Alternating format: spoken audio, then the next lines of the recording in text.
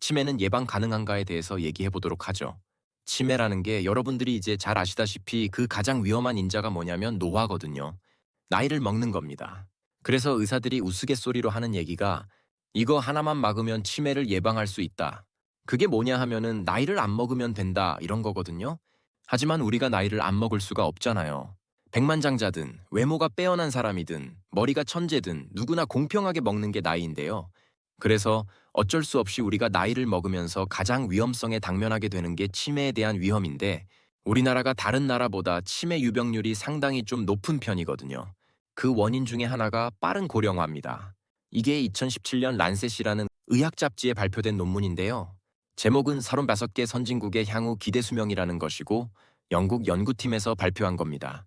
이미 1500회 이상 여러 논문들에 인용되었죠. 이 연구에서 말하는 바가 뭐냐면 전 세계인의 평균 수명이 점점 늘어나고 있는데 특히 이 나라에서 2030년에 태어난 여성들은 평균 수명이 90세를 넘을 확률이 97%에 달한다고 합니다. 근데 어느 나라에서 그런지 아세요? 그게 바로 우리나라입니다.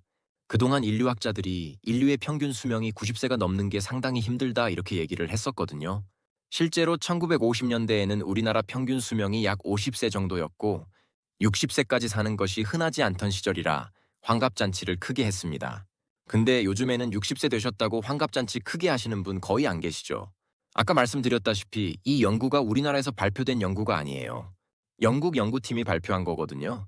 우리나라가 이렇게 빠른 고령화도 빠른 고령화지만 평균 수명도 상당히 길기 때문에 치매에 대해 상당히 위험한 분들이 많이 계신다 이렇게 생각할 수도 있는데 또 역으로 생각하면 평균 수명이 길다는 것은 굉장히 의료 시스템이 잘 발달되어 있다는 거거든요.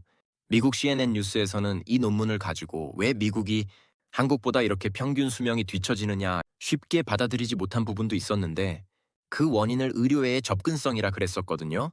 우리나라 의료 수준이 상당히 높다는 그런 반증이기도 합니다. 어쨌거나 이렇게 고령화 그리고 노령화가 치매에 굉장히 위험한 위험 요소인 것을 우리가 잘 알고 있습니다.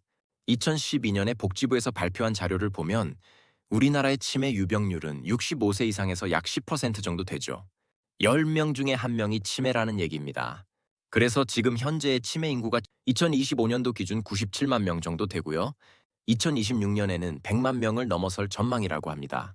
치매 중에서 가장 흔한 것이 알츠하이머 치매입니다.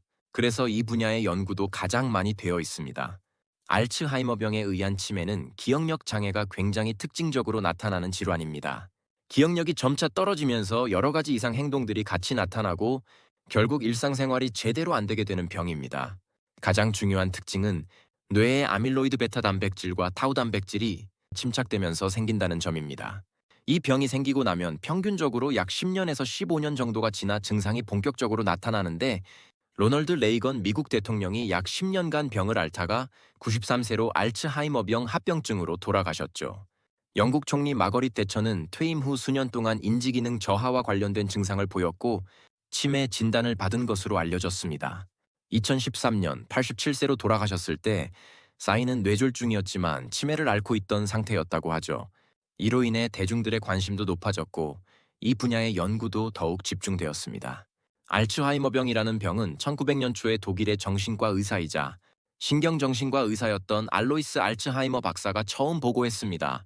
당시 51세의 여성 환자가 기억력 상실, 언어장애, 의심, 망상, 혼란 등 정신적 증상을 보이다가 4년 뒤에 사망했는데 그녀의 뇌를 부검해보니 비정상적인 단백질 덩어리가 발견되었습니다. 이를 학회에 보고하면서 이 병은 알츠하이머병으로 알려지게 되었습니다. 이 환자의 뇌는 부검 결과 뇌세포가 심각하게 손상된 상태였고 이와 같은 변화는 점차적으로 뇌가 쭈그러들고 뇌세포가 죽어가면서 나타납니다. 정상적인 노화에서도 뇌는 어느 정도 위축되지만 알츠하이머병에서는 병적인 수준으로 뇌가 위축되고 뇌척 수액으로 가득 차는 현상이 나타납니다. 특히 기억을 담당하는 해마의 세포는 거의 남아있지 않고 그 자리를 액체가 채웁니다. 이러한 뇌 변화가 진행되면서 기억력 저하, 인지 기능 저하, 이상 행동들이 점차 나타나는 것입니다. 알츠하이머병은 치매 증상이 나타나기 전, 즉 약 20년 전부터 이미 병적인 변화가 시작됩니다. 우리가 당뇨병을 예로 들면 당뇨병도 처음에는 증상이 없다가 관리가 되지 않으면 합병증이 생깁니다. 알츠하이머병도 마찬가지입니다. 병 자체는 이미 생겼지만 처음에는 아무 증상이 없습니다. 그러다가 10년에서 15년이 지나면 기억력이 떨어지고 인지기능 저하와 이상행동이 동반되며 결국 치매로 이어지게 됩니다. 이처럼 이미 15에서 20년 전에 아밀로이드 단백질이 뇌에 쌓이기 시작하고 이후에는 타우 단백질도 쌓이며 뇌가 위축됩니다. 그러다 증상이 본격적으로 나타나면 치매가 되는 것입니다. 그렇기 때문에 우리는 병이 증상으로 드러나기 전부터 이미 진행되고 있다는 사실을 알고 있으며 이 병을 조기에 알 수 있다면 생활 습관 개선 등을 통해 증상 발현을 늦추거나 예방할 수도 있다는 것이 최근의 중요한 개념입니다.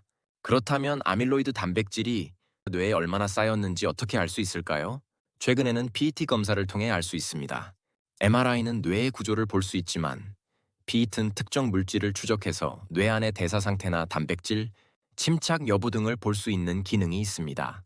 그 중에서도 아밀로이드 PET라는 검사는 뇌 속 아밀로이드 단백질을 시각적으로 확인할 수 있게 해줍니다.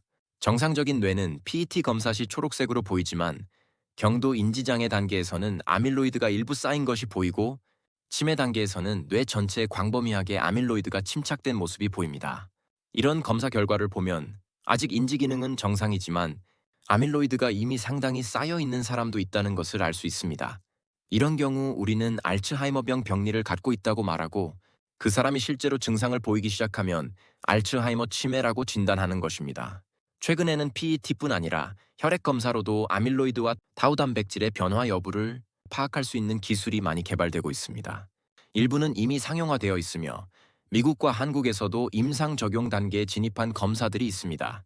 검증만 충분히 이루어지면 머지않아 혈액 검사만으로도 치매 여부를 조기에 진단할 수 있는 날이 올 것입니다. 그렇다면 이렇게 20년 전에 병을 알 수 있다면 약만 있으면 되는 거 아니냐는 질문이 나올 수 있습니다. 간단하게 약으로 예방할 수 있다면 정말 좋겠지만 현실은 그렇게 간단하지 않습니다. 관련되어 있는 생활인자들이 너무 많고 시중에 나와 있는 치료약 중에 치매를 완벽하게 치료할 수 있는 약이 아직까지는 존재하지 않습니다. 현재까지 FDA 승인을 받은 알츠하이머 약은 총 10종입니다. 그중 전통적 약물 7종은 증상을 개선하며 새로운 항체 약물 3종은 진행 자체를 늦추는 데 초점을 맞추고 있지만 이 중 완벽하게 치매를 없애는 데 초점을 맞춘 약은 없다는 것입니다. 다행인 점은 생활 습관에 관련된 인자가 많이 관여되어 있다면 우리는 그것을 안 하면 되는 겁니다. 중년기의 고혈압, 비만, 당뇨, 우울증, 운동 부족, 흡연, 사회적 고립과 같은 요인들은 충분히 예방 가능하며 이런 것들을 잘 관리하면 치매 위험을 절반 가까이 줄일 수 있다는 연구 결과도 있습니다. 핀란드에서 진행된 연구에서는 치매 고위험군을 대상으로 운동과 식단을 개선하고 생활 습관을 관리한 결과 인지 기능이 크게 향상되었다고 보고되었습니다. 운동은 치매 예방의 가장 중요한 요소입니다. 약을 먹는 것보다 더 효과적이라는 평가도 있습니다. 특히 유산소 운동은 아밀로이드 단백질의 침착을 줄이고 해마의 크기를 증가시키는 효과가 있습니다. 해마는 기억을 저장하는 데 중요한 역할을 하는 뇌의 구조입니다. 땀이 날 정도의 빠른 걷기, 가볍게 뛰기 등의 유산소 운동과 함께 근력 운동도 병행하는 것이 좋습니다. 나이가 들수록 근력이 급속히 감소하기 때문에 근력 운동은 노화 방지에도 중요합니다. 식습관 역시 매우 중요합니다. 지중해 식단은 채소, 생선, 올리브유, 견과류 등을 중심으로 구성되어 있으며 치매 위험을 낮추는 데 도움이 됩니다. 최근에는 지중해식 식단과 심혈관의 좋은 식단을 결합한 마인드 다이어트가 더 주목받고 있습니다. 마인드 다이어트는 Mediterranean Diet와 Dash Diet를 합친 단어인데요. 마인드 다이어트는 치매를 늦추는 데 효과적이며 짙은 녹색 채소, 견과류, 통곡물, 블루베리, 생선, 닭고기, 콩류 등을 자주 섭취하는 것을 권장합니다. 튀긴 음식, 가공육, 치즈, 패스트푸드, 버터 같은 식품은 제한하는 것이 좋습니다. 또한 수면도 매우 중요한 요소입니다. 잠을 자는 동안 단기 기억이 장기 기억으로 전환되며 뇌 속의 노폐물, 특히 아밀로이드 단백질이 제거되는 과정이 활성화됩니다. 잠을 충분히 자지 못하면 뇌에 아밀로이드가 쌓여 치매 위험이 높아집니다. 수면 시간은 너무 적거나 너무 많아도 모두 좋지 않습니다. 적절한 수면은 보통 7시간에서 8시간 정도이지만 사람마다 다를 수 있으니 아침에 일어났을 때 개운하고 피로하지 않다면 본인에게 맞는 수면 시간으로 판단할 수 있습니다. 교육 수준도 치매 발생과 연관이 있습니다. 안타깝지만 낮은 교육 수준은 치매 위험을 높이는 요소 중 하나입니다. 하지만 공부란 단지 학교 공부만이 아니라 자신이 흥미를 느끼는 주제에 대해 배우고 탐구하려는 태도 전체를 의미합니다. 낚시, 게임, 요리 등 어떤 것이든 관심을 갖고 공부하는 것이 뇌 건강에 좋습니다. 반복적인 머리 외상 역시 치매 위험을 증가시킵니다. 따라서 일상생활에서 머리를 다치지 않도록 주의하는 것이 필요합니다. 운동을 할 때도 보호 장비를 제대로 갖추는 것이 중요합니다. 사회적 고립은 신체 활동과 정신 건강 모두에 악영향을 미칩니다. 우울증이나 사회적 고립 역시 치매와 관련이 깊으므로 사람들과의 관계를 꾸준히 유지하는 것이 좋습니다. 흡연과 음주 역시 치매 위험을 높이는 요인이며 공해나 미세먼지 같은 환경적 요인도 뇌 건강에 영향을 줄 수 있습니다. 연구에 따르면 이런 다양한 위험 요인들을 관리함으로써 전체 치매 발생률의 상당 부분을 줄일 수 있다고 합니다. 연구자들은 바꿀 수 있는 위험 요인들을 평생에 걸쳐 꾸준히 관리한다면 치매의 유병률을 크게 낮출 수 있다고 강조합니다. 특히 선진국에서는 이런 생활 습관 관리가 잘 이루어지면서 실제로 치매 발생률이 감소하는 추세를 보이고 있습니다. 요약하자면 치매는 단순히 나이 드는 것만으로 생기는 것이 아닙니다. 충분한 운동, 건강한 식습관, 규칙적인 수면, 꾸준한 뇌 활동, 사회적 활동 유지 등 생활 습관을 잘 조절하면 치매를 예방할 수 있습니다. 자신이 바꿀 수 있는 요소들을 꾸준히 관리해 나가는 것이 가장 중요합니다. 자, 어떻게 들으셨습니까?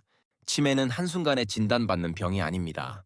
나 자신의 오랜 생활 습관의 산물에 가깝습니다. 앞으로 어떤 생활을 이어나갈지, 장래에 치매에 다다르게 될지 말지는 이제 자신에게 달렸습니다. 이 영상이 도움이 되셨다면 구독과 좋아요 한 번씩 부탁드리겠습니다.